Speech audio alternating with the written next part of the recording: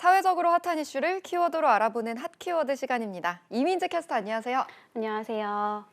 안 쓴 지 오래돼서 집 어딘가에 고이 묻혀둔 물건, 그리고 한 번 사용하고 났는데 이건 아니다 싶은 물건들, 이럴 때 필요한 건 뭘까요? 바로 중고거래입니다.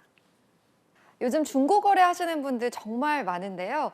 새로 사기에는 부담스러운 물건들, 이제는 중고거래 사이트부터 들여다보게 되더라고요.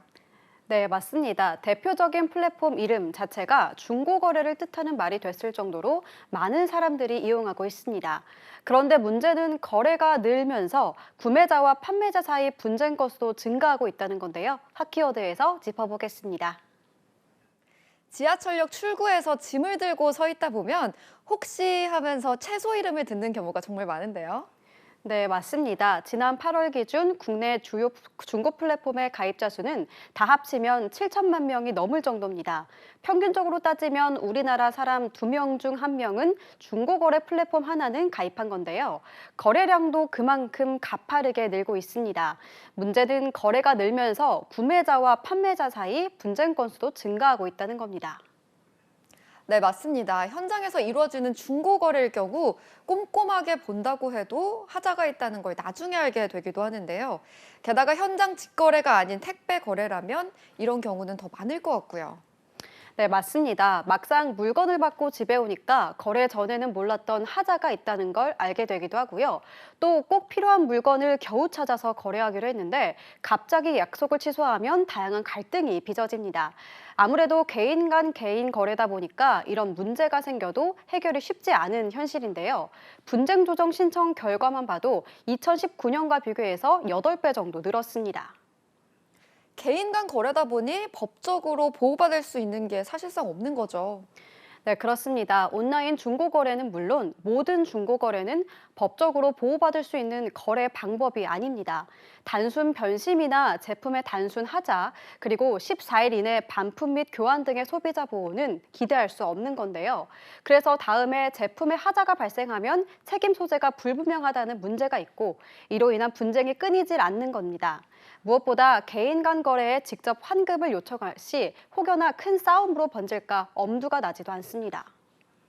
그렇다고 어디 다른 곳에 항의하기도 어렵고 참 막막한데요. 네, 그렇습니다. 이때 한국인터넷진흥원의 전자거래 분쟁조정위원회가 있긴 합니다. 하지만 조정해야 할 건수가 너무 많고 계속해서 늘어나다 보니까 업무 과중으로 적절한 대처를 받는 게 어려운 상황인데요. 또 각 플랫폼에서 거래 물건과 날짜, 그리고 이용자 정보 등 필요한 데이터를 받아야 해 기간도 무한정 길어진다는 단점이 있습니다. 그렇다고 형사 고소 등 법으로 해결하기에는 때에 따라 그 번거로움이 더 클 수도 있고요. 상황이 이렇게 되자 중고 플랫폼이 직접 나섰습니다. 중고 플랫폼에서 따로 이런 분쟁 조정을 전담해 주는 건가요? 네, 그렇습니다. 플랫폼이 중재자 역할을 자처해서 해결에 나선 건데요. 현재 가입자가 가장 많은 당근이 첫 발을 뗐습니다. 직거래 여부와 다른 물품 여부, 중대하자와 필수 정보 누락 등의 기본적인 분쟁 조정 기준에 따라 판매자와 구매자의 귀책을 판단하고요. 제품 특성이나 변수를 추가로 고려해서 분쟁 조정안을 제안하겠다는 겁니다.